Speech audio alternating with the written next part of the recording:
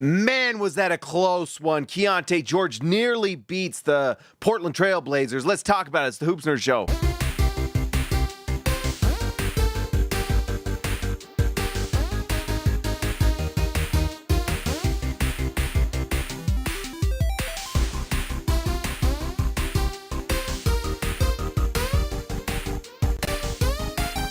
Okay, guys, the Utah Jazz lose to the Portland Trail Blazers, and this was a big one. Just really quickly, this moves Utah to the number 2 spot in the tank race, and in a race where you're going to get a chance at Cooper Flagg, Utah could not be better suited. And if you look right here, the Washington Wizards are now winning at a higher rate than the Utah Jazz. Utah sits just 4 games back.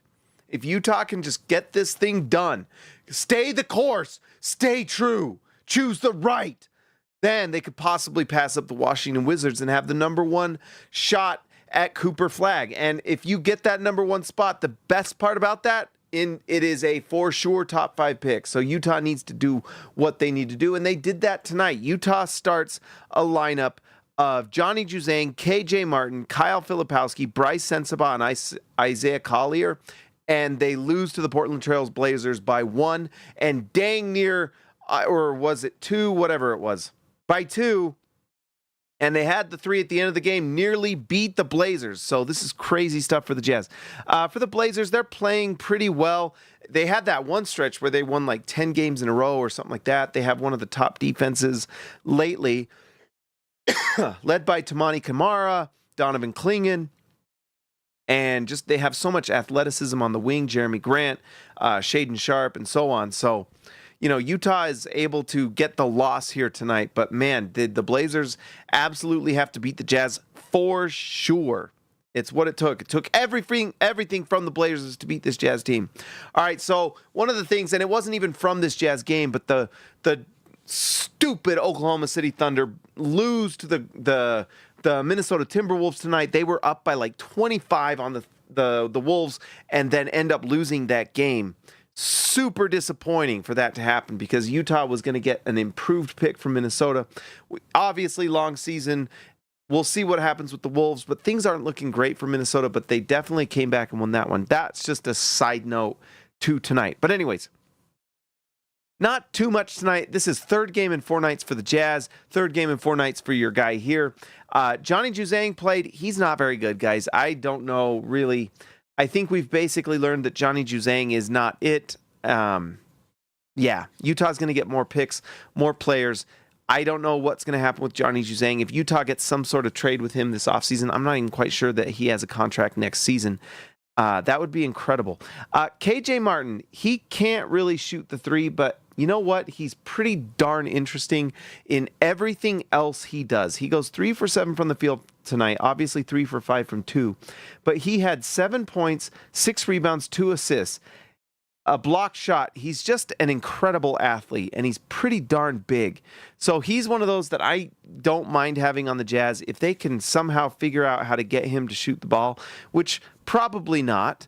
But if he does this offseason, it's worth having an offseason with him in the organization because he's 6'6", he's super athletic, he's strong, he's tough, he defends.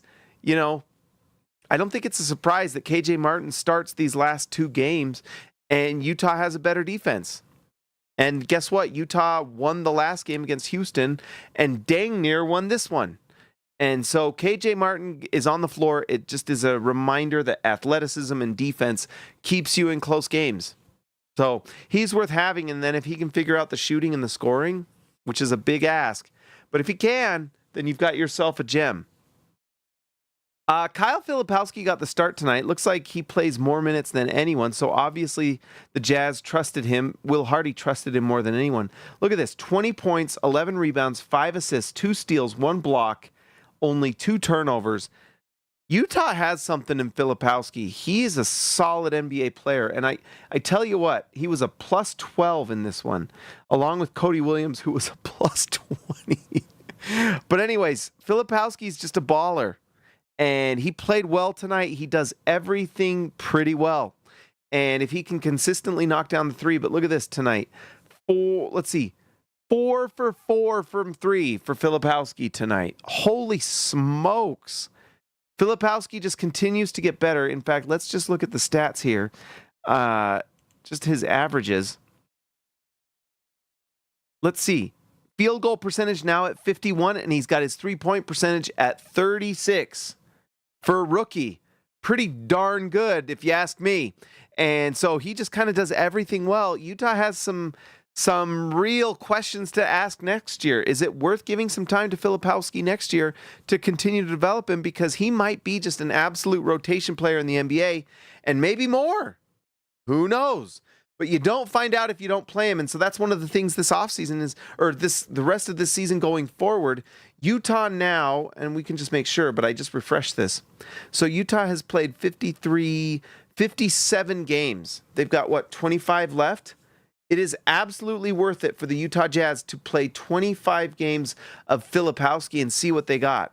He might be too good, doggone it. Utah's trying to lose these games, and they keep having these young players play well. They keep having Will Hardy coach them up in every single one of these performances. It's crazy. It's really hard to lose these games with Filipowski and Collier and Will Hardy and Keyonte George, and all these guys are just absolutely improving. Sensabaugh had an absolutely awesome night for his standards. 23 points. He shoots 4 for 5 from 3. Look at this shooting. Insanity. Between let's see, they went 8 for 9 between Filipowski and Sensabaugh, 8 for 13 from him for the field, and then it's just shooting. And so I don't know, Sensabaugh and some of these guys just keep doing things that make you go, could you be really nice? Maybe he was really nice tonight. That's for sure. Isaiah Collier had a rough night. This was probably one of his worst games of the season. 3 games in 4 nights might be part of it. He couldn't shoot for the most part, and it's his lowest assist total in a while. But he goes 2 for 9, 1 for 3. They sat him for a good amount in the second half, and that's when Utah really kind of came back.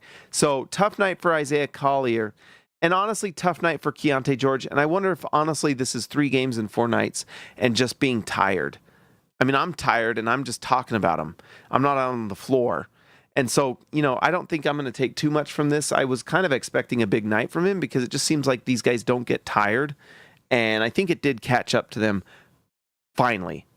But anyways, 2 for 9. He does still get 4 assists. It's funny how, like, with Collier, we're like, 4 assists? What a bad night. You know what I mean? When you're used to getting 10 a night and he gets 4, it's interesting stuff. So, anyways, Keyonte George had a really bad shooting night. And then the end of the game happened, and he nearly won the game on his own. Like, absolutely crazy shot making from Keyonte George. Anyone who didn't watch the game will look at these percentages and go, 6 for 22, that's terrible. And it's bad. It's 3 games in 4 nights, and if you watch the game, he had a lot of end of shot clock shots he had to take, and you can not good shooters.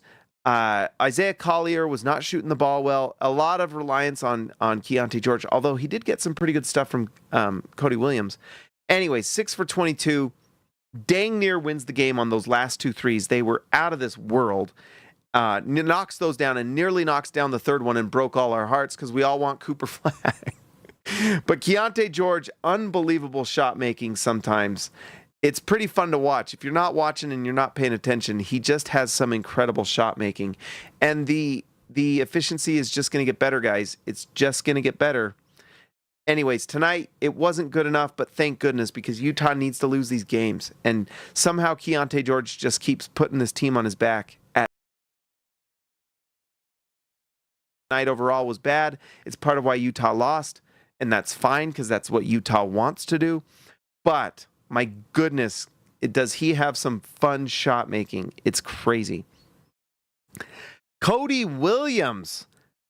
Was this the best night of his career? Possibly. 4 for 9 from the field, although we talked about it last time. But look at this. 8 rebounds, 5 assists. He scores 8 points. Honestly, a little bit of a triple-double watch tonight for Cody Williams. He's playing more aggressive. He played 26 minutes tonight. And absolutely, this end of the season is going to be great for him to give him a chance to just get some more confidence and have some nights. I would not be surprised if he starts just playing better and better and better and finding his way. having a chance to just be a better player. He'll play some against these other teams that are tanking, and it should help his confidence because he's showing that he can do some things. He's long, he's tall, he's pretty athletic, he defends, he seems like he's pretty smart. It's really a confidence thing, and it's just a skill thing, and if he just continues to go and improve and show what he can do, I would not be surprised if he just gets better. So it's nice to see Cody Williams doing some nice things. Tonight was honestly one of his most impactful games. I just felt like he was out there impacting things, and you can see it. Best plus minus on the team, plus 20 for Cody Williams. He just played well. Yeah, 4 for 9 isn't insane, but that's 44%. That's pretty decent. And he took 1 3 and missed it, but at least he's, I don't know. I feel like he just played really well. Not much else to say other than that he played well, and it's nice to see because he has looked like a bust at times. Tonight, not so much. Definitely some positive signs from Cody Williams. So for those who have real estate on Cody Williams Island, don't sell it. It's pretty good. The percentage rate, the mortgage rate, pretty solid. Keep that real estate, keep that mortgage rate. All right, Micah Potter played again. That's the analysis. And Pistol Svi Maravich went 4 for 14 and 2 for 7 from the field. He had one of the worst plays I've ever seen. A layup at the end, and I guess we're glad he missed it because the Jazz nearly won this game. So thank you to Pistol Svi Maravich, Svi Mikhailuk for losing this game. All right, guys, it's a shorter one tonight. This was a pretty interesting game. Not a lot to watch. Utah is doing the right thing and closing in on Cooper Flagg, who, by the way, just keeps getting better and better and better at Duke, which is a great sign that when he joins whatever NBA team he joins, hopefully the Utah Jazz, he will just get better every season. All right, let's see. So Utah holds that number 2 spot over the New Orleans Pelicans now. Just got to keep on going, and they'll keep on rising. And there is a real shot to pass Washington at this point. Pretty darn excited. Let's give a sim here and see what happens. What would happen, guys, if the lottery was tonight? Let's see. Utah falls to 5, but they get a top 5 pick. I don't know if I'm taking... At this point, I'm kind of really feeling Common Malawatch, who it's funny, before the season even began, he was looking like someone you might want to pick, and he's just rising. I might take him. Because he might be the best prospect. You never know. It's crazy. Yegor Demon has now fallen to 15 on this board. I don't get it at all. But you know what? That might mean the Utah can get him if the Wolves can somehow fall. Doggone it. Utah was so close. I mean, honestly, if they can get Yegor Demon with the Wolves pick, I would be ecstatic. That would be unbelievable. Could you imagine? How is Derek Queen falling? I don't get it, man. I don't get it. Some of these I don't understand. But maybe they are watching more than me and know better than I do. I don't know. All right, guys, that's all I got. Let's give a shout out to our All-Stars tonight. Cam Bam, thank you, man. Ryan Edward Perry, the legend. Dirty Jazz Car Wash Channel. I Believe in Steve, Jazz Exile. Baby Elliott Madsen. See ya. Lex Slater. Christian House Money to Haas. Jordan to Go Besserell. Austin R. Grant, Editor Extraordinaire. KG10 to TH5. And Patrick Akubo, the Connoisseur. Guys, I will talk to you next time. Make sure you like the video, subscribe to the channel.